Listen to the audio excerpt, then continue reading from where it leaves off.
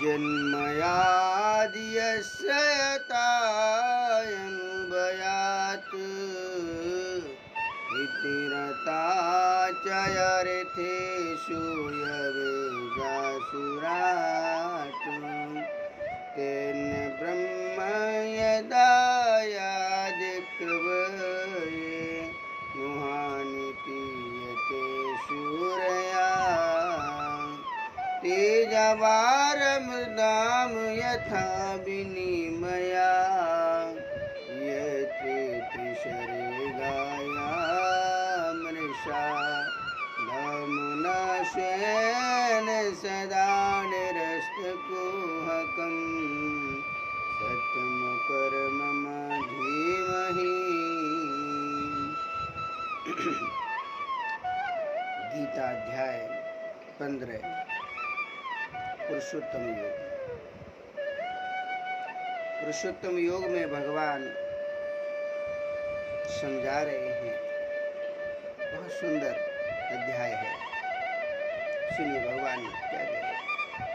श्री भगवान उवाच श्री भगवान उवाच ऊर्ध्वमूलम् अदाशाखम् अश्वत्थं प्राहुरभयम् छन्दांसि यस्य पर्णानि यातमवेदिषा वेदवे ऊर्ध्वमूलम् अदाशाखम् अश्वत्थं प्राहुरभयम् छन्दांसि यस्य पर्णानि यातमवेदिषा वेदवे। श्री भगवान ने कहा जाता है कि शाश्वत अश्वत्थ वृक्ष है जिसकी जड़ें तो ऊपर की ओर हैं और शाखाएं नीचे की ओर तथा पत्तियां वैदिक स्रोत हैं। जो इस वृक्ष को जानता है वह वैदिक कहा जाता है। भगवान ने एक वृक्ष की तुलना करके जगत के वासियों को समझाया। जैसे एक वृक्ष है, अगर वृक्ष की जड़ को हम पानी देते हैं तो सभी ऊपर की पत्तियां, टहनी यानी वृक्ष में जान आती रहती, चलता रहता है। अगर वृक्ष की जड़ पे पानी नहीं देंगे तो वृक्ष कैसे चलेगा। भगवान कहते हैं, श्री भगवान कह रहे हैं कि जो जीव मुझको समझ लेता है, यानी जड़ रूपी भगवान श्री भगवान यानी लक्ष्मी के पति भगवान विष्णु राम कृष्ण को जो समझ लेता है तो समझ लो वो सब कुछ समझ लेता है। जो विष्णु राम कृष्ण को नहीं समझ पाता है, बाकी सबको समझ लेता है, तो समझ लो वो कुछ भी नहीं समझ पाता।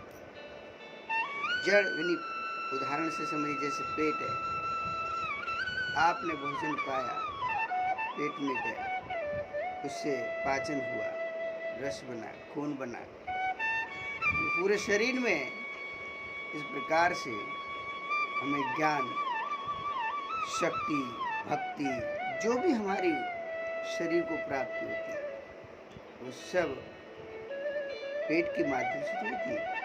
नाक तो खा ले, कान तो खा ले, आग तो खा ले, आप दिन भर खिलाते रहिए ना तो मुख में मत डालिए तो आपके शरीर में वो शक्ति नहीं। भगवान श्री हरि मूल जड़ है। तो श्री हरि बताते हैं जिसने वृक्ष मतलब वृक्ष के सुर को समझ लिया। कोई तुलसी का पौधा, कोई पौधा हुआ, आप पानी जल पर मत चढ़ाइए तो उस पौधे को सूखना ही पड़ेगा।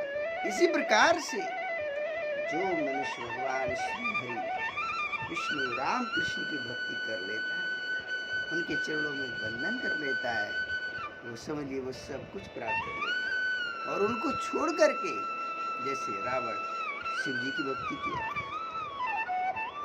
बाणासुर, भस्मासुर, इन्हीं हिरण्यकश्यप ब्रह्मा जी की भक्ति प्राप्त करके, आशीर्वाद प्राप्त करके, विचार करिए शिव जी का आशीर्वाद प्राप्त करके तो कैसे हिरण्यकश्यप को भगवान ने फाड़ डाला, रावण को कैसे 31 बाण मारकर वृक्ष जैसे गिरा देते, नीचे से काट कर वैसे गिरा दिया।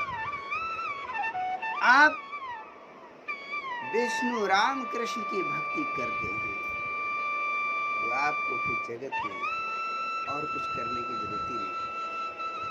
आपको कोई और जप तप, भगवान मूल जड़ है। और श्री हरि की भक्ति करने वाले प्रहलाद, ध्रुव, विभीषण, विचार करिए कैसे महान हो गए, आज अमर हो गए। इसलिए हमें इस श्लोक को समझना चाहिए। भगवान दूसरे श्लोक में क्या कह रहे हैं? अदाचा ऊर्ध्वं प्रसक्तस्य शाखा गुणप्रबन्ध विषय प्रवाला अधाचा मूलानि अनुसन्तानि कर्मयनुबन्धनि मनुष्य लोके। इस वृक्ष की शाखाएं ऊपर तथा नीचे फैली हुई हैं और प्रकृति के 3 गुणों द्वारा पोषित है। इसकी टहनियाँ इंद्रिय विषय हैं। इस वृक्ष की जड़ें नीचे की ओर भी जाती हैं जो मानव समाज के सकाम कर्मों से बंधी हुई हैं। अब भगवान इंद्रिय विषय के क्या बता रहे हैं? इसकी टहनियाँ इंद्रिय विषय।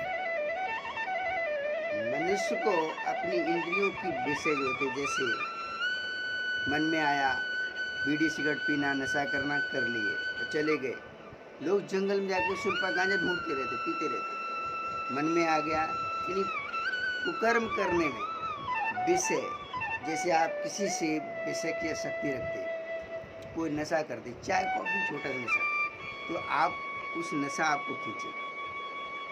कोई ज़्यादा लंपटगिरी करते स्त्री की बजाय तो उसको वो खींचेगा। काम और वासना, लोग, अगर आप पैसे पैसे के पीछे है नहीं, पैसे तो वो आपको खींचेगा। यानी टहनियों को इंद्रिय विषय बताया गया। और भगवान कह रहे शाखा ऊपर नीचे, यानी हमारे इसका विस्तार रस बता रहा हूँ कि जितना ये संसार है बना हुआ, आप आजमा के देख लीजिए, सब काम, क्रोध, लोभ, मोह से त्रस्त हैं, ग्रस्त हैं, उसी में फंसे हुए। काम है तो सदुपयोग नहीं, हर चीज का दुरुपयोग है। आप लोभ लीजिए तो सदुपयोग नहीं, इंद्रियों की विषय। आज आप देखते हैं संसार में लोग लाइट बिल के लिए रोते, पर महीने में 2-4-500-1000 रुपये लाइट बिल के लिए रोते हैं, पर 1000-500 के मांस और मदिरा में उड़ा देते हैं। पेट्रोल में रुपए 50 पैसा बढ़ जाता तो उसके लिए रोते हैं, लेकिन महीने में कितने 1000 रुपये अपनी इंद्रियों की तृप्ति में लगा देते हैं। आज इंसान की ये हो गया, उसे फ्री में हर चीज़ मिले, इंद्रियों की तृप्ति करने मिले, चाय कॉफ़ी के लिए लाइन लगा लेंगे, कोई प्याज लहसुन बांटना शुरू कर दे उसके लिए लाइन लगा देंगे, कोई बाहर की बनी हुई चीज़ें समोसा बांटने लगे उसके लिए लाइन लगा देंगे। मतलब इंद्रियों की तृप्ति। ये संसार जितनी बना है वो सब इंद्रियों की तृप्ति में लगा है। और इंद्रियों की तृप्ति करने के कारण मनुष्य का जीवन कैसा हो जाता है? विषय इंद्रियां, भगवान कहना इंद्रिय विषय जो होते हैं उनके लिए क्या करना चाहिए? मनुष्य को चाहिए कि वो अपनी इंद्रियों की तृप्ति ना करे। इंद्रियों की जो तृप्ति करते हैं उन्हें क्या मिलता है? तो हमें समझना चाहिए कि ये मानव समाज के सकाम कर्मों से बंधी हुई है। यानी कोई रजोगुण में बंधा हुआ है, कोई तमोगुण में बंधा हुआ है।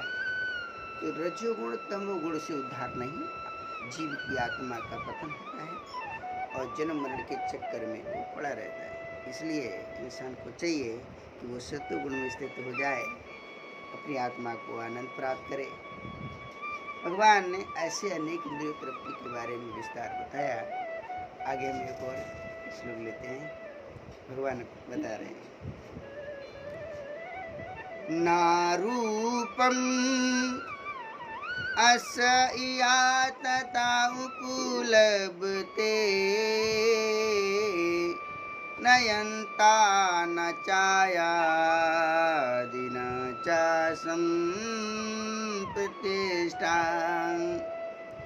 अश्वत्थम् एनं सुविरूढमूलम् असङ्गशस्त्रेण दृढेन छित्त्वा तथा पदं तत्पर्गमार्गतव्यम् अस्मिन् गता न निवर्तन्ति भुवा तम एव च आदम पुरुषम प्रपदे यथा प्रवरति प्रसक्ता पुराणी। इस ब्रज के वास्तविक स्वरूप का अनुभव इस जगत में नहीं किया जा सकता। कोई भी नहीं समझ सकता कि इसका आदि कहाँ है, अंत कहाँ है और इसका आधार कहाँ है। लेकिन मनुष्य को चाहिए कि इस दृढ़ मूल वाले वृक्ष को विरक्ति के शास्त्र से काट गिराए। तत्पश्चात उसे ऐसे स्थान की खोज करनी चाहिए जहाँ जाकर लौटना ना पड़े और जहाँ उस भगवान की शरण ग्रहण कर ली जाए जिनसे अनादि काल से प्रति वस्तु का सूत्रपात तथा विस्तार होता है। अगर मनुष्य दिन रात खोज में लगा रहे तो उसे कुछ प्राप्त नहीं होता। तर्क वितर्क कुतर्क से कुछ नहीं मिलता। ऐसा क्यों वैसा क्यों। भगवान कहते हैं कि उनकी शरण जाना चाहिए जहाँ जन्म मरण से बच जाए, मुक्ति प्राप्त कर ले। अध्यात्म का सबसे बड़ा पुण्य वही है। भगवान कहते हैं कि हमें वो खोज करनी चाहिए जिससे हमारी आत्मा को आनंद प्राप्त हो, भक्ति प्राप्त हो, शांति प्राप्त हो, सुख प्राप्त हो। और वो हैं विष्णु राम कृष्ण। इसके सिवा हमारे लिए कोई शांति सुख प्रदान नहीं कर सकता। क्यों? आप किसी देवी देवता की शरण ग्रहण करते हैं तो आपके अंदर तामसी और रजोगुण आएगा। विष्णु की राम कृष्ण की भक्ति करने से आपके अंदर सत्व गुण आएगा, यानी जड़ रूपी, भक्ति रूपी, प्रेम रूपी, धर्म रूपी। इसलिए हमें विष्णु राम कृष्ण की भक्ति में सब कुछ त्याग करके चरणों में लग जाना चाहिए।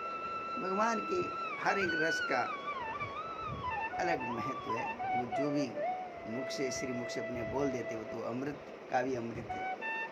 इसलिए हमें सब सार का एक ही श्री हरि के चरण नहीं छोड़ना चाहिए। उनके चरणों में, उनके भक्तों के चरणों में बैठ करके प्रेम प्राप्त करना चाहिए। जय सिया राम, जय श्री कृष्ण, हरे कृष्ण, राधे राधे, श्री राधे।